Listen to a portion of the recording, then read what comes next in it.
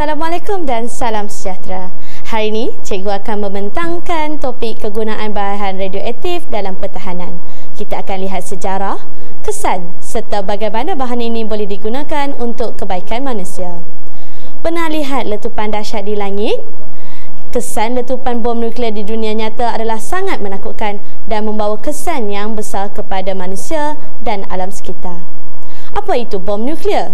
Bom nuklear menggunakan uranium-235 atau plutonium-239 dan menghasilkan sinaran radioaktif yang berbahaya serta membebaskan haba tinggi dan gelombang kejutan. Kesan bom nuklear, ia boleh memusnahkan fizikal, menyebabkan kematian, kanser serta mutasi genetik. Mari kita imbas sejarah hitam tahun 1945 iaitu letupan bom atom di Hiroshima dan Nagasaki. Bandar musnah, ramai yang terkorban dan kesannya masih dirasai hingga hari ini. Peristiwa ini mengajar kita bahawa radioaktif boleh menjadi ancaman besar jika disalahgunakan. Komitmen Malaysia terhadap senjata nuklear.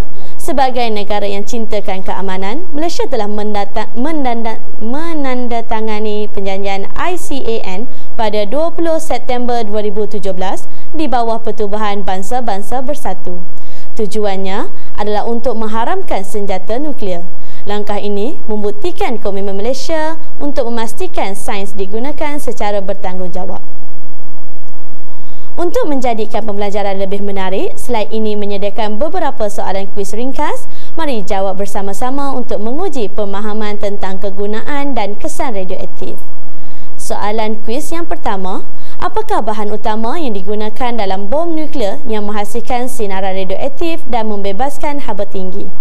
Uranium-235 atau plutonium-239, karbon-14 atau helium-4, nitrogen 14 atau oksigen 16.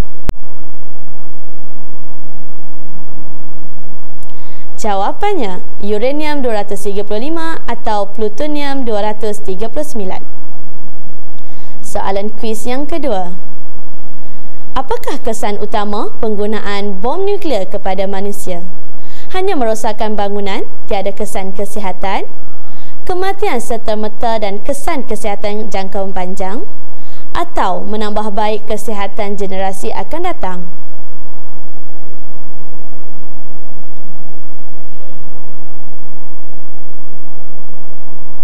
Jawapannya, kematian serta-merta dan kesan kesihatan jangka panjang.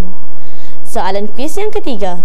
Apakah komitmen Malaysia terhadap senjata nuklear selepas menandatangani perjanjian ICAN pada 2017? Menyokong pembangunan senjata nuklear, bersetuju dengan penggunaan senjata nuklear, atau mengharamkan senjata nuklear?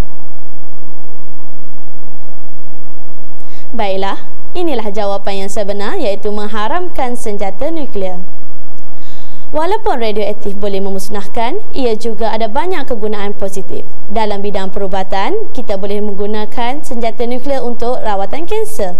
Dalam pertanian, membantu menghasilkan varieti tanaman baharu. Dalam industri, digunakan untuk mengesan kebocoran dan mengukur ketebalan bahan. Namun begitu, penggunaan radioaktif mesti dikawal ketat agar tidak disalahgunakan. Sebagai kesimpulan, radioaktif boleh membawa kemudaratan tetapi juga mampu membawa manfaat yang besar. Kita perlu memastikan sains digunakan untuk keamanan dan kesejahteraan sejagat. Terima kasih kerana mendengar perkongsian ini.